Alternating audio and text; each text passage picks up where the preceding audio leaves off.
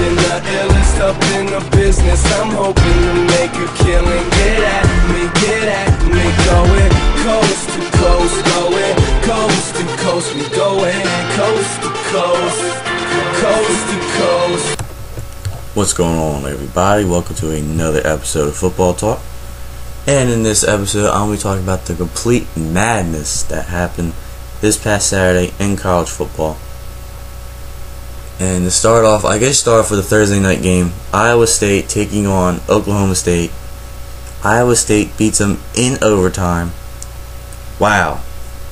I mean, I knew Oklahoma State was never going to make it to the big game. I knew they were going to fall, at least to Oklahoma.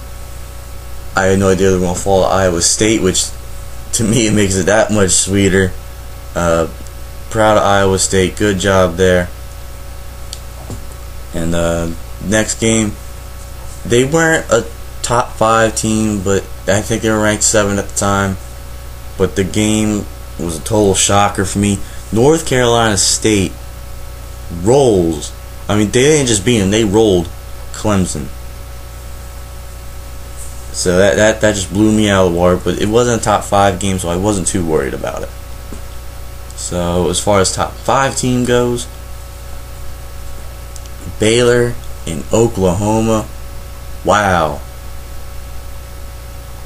Robert Griffin, he's going to play on Sundays, and he's going to play well on Sundays. Towards the end of the game, Oklahoma comes back, tied it up with about 58 seconds left, 38-38. Baylor gets the ball back. They march halfway down the field. Robert Griffin takes a snap, goes to one side of the field, rolls back the other way, stops, plants his feet, chucks it deep downfield, corner of the end zone. Perfect ball, too. Caught for the touchdown. Baylor wins that game. Just wow, man. And then the other game, USC versus Oregon. USC basically kept the lead the entire game. Oregon started to catch up on them, but USC shut it down.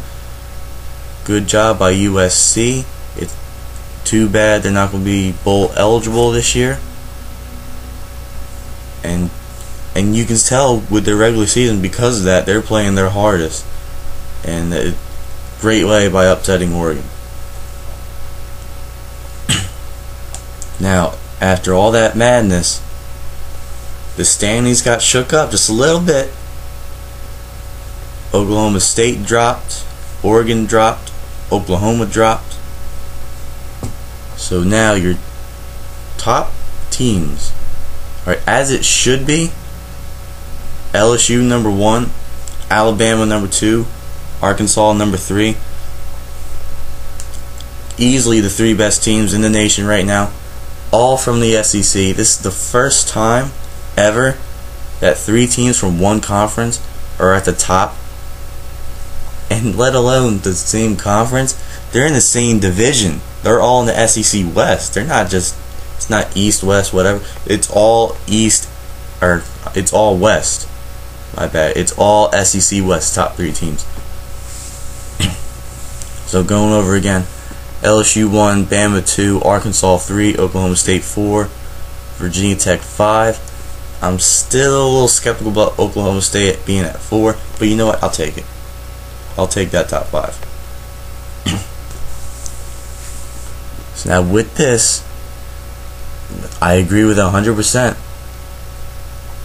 It could get messed up once again. Arkansas takes on LSU next week.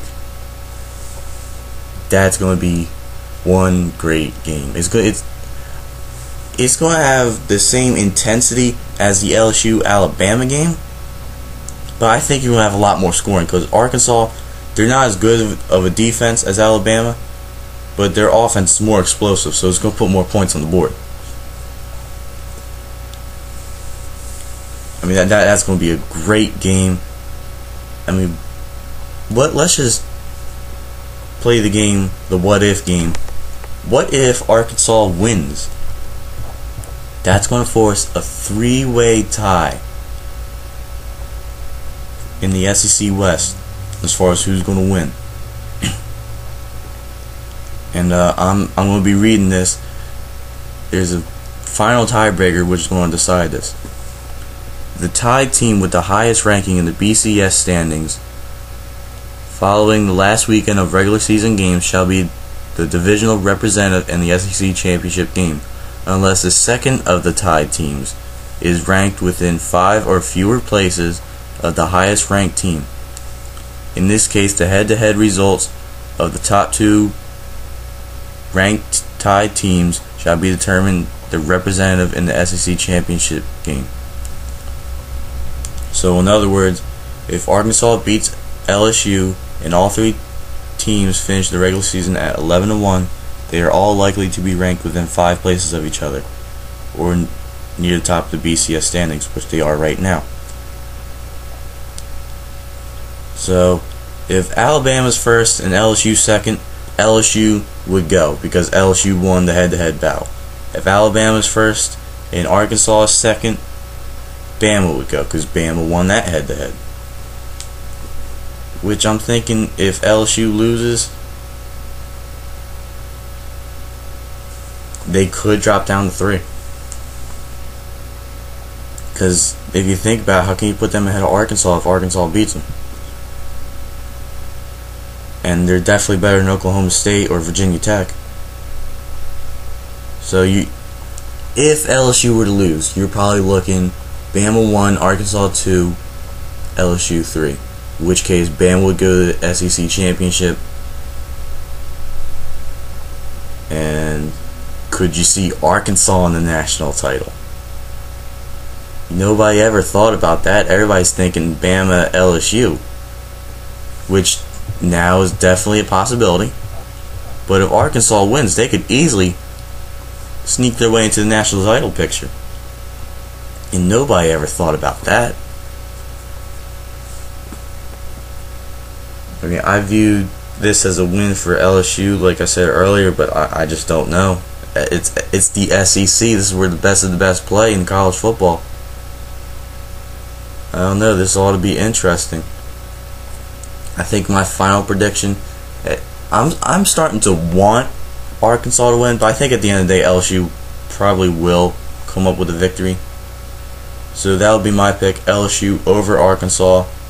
It keeps the BCS standings relatively in check. So yeah, that's my opinion on it.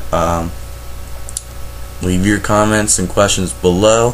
Follow me on Twitter at RJFootballTalk. And on that note, thank you for watching and keep on tuning in.